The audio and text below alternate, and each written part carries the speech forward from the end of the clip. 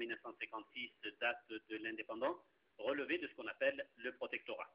N'empêche, le Maroc fait figure depuis toujours dans ce genre de rencontres à haut niveau de pays qualifiés ici d'intermédiaires entre les pays développés de ce côté-ci de la Méditerranée et ceux du continent africain. Les observateurs que sont les médias africains donnent sa juste mesure à ce qu'il est convenu d'appeler le sommet France-Afrique et justement ils sont nombreux à s'être déplacés exceptionnellement cette année pour couvrir ce 24e rendez-vous du genre.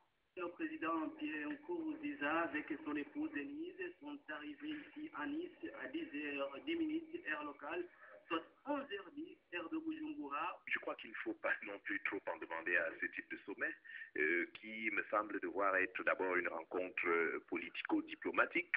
Il ne faut pas attendre que subitement la manne tombe du ciel, même si c'est du beau ciel ici à la Côte d'Azur. Non, je crois qu'il ne faut pas trop en faire. Il s'agit d'une instance politico-diplomatique et pour moi, c'est déjà pas mal. Hein. Cannes sous haute sécurité, même s'il faut lui reconnaître une réelle nonchalance propre à cette cité balnéaire, célèbre dans le monde entier pour son festival international du cinéma. C'est d'ailleurs dans ce même palais des congrès que se déroulera ce sommet. Cette fois, la curiosité a dépassé le clivage traditionnel France-Afrique pour prendre une échelle européenne. Il y a beaucoup de nouveaux pays, comme Mali, comme Cameroun, comme n'importe quelle Afrique noire, qui a besoin de l'aide. Et à mon avis, pour cette type de conférence, c'est le moyen optimal pour trouver ensemble une solution. Autant le dire, lorsque les vedettes politiques d'Afrique et de France grimperont demain les marches du palais, on sait d'ores et déjà qui aurait, un peu plus que d'autres, des chances.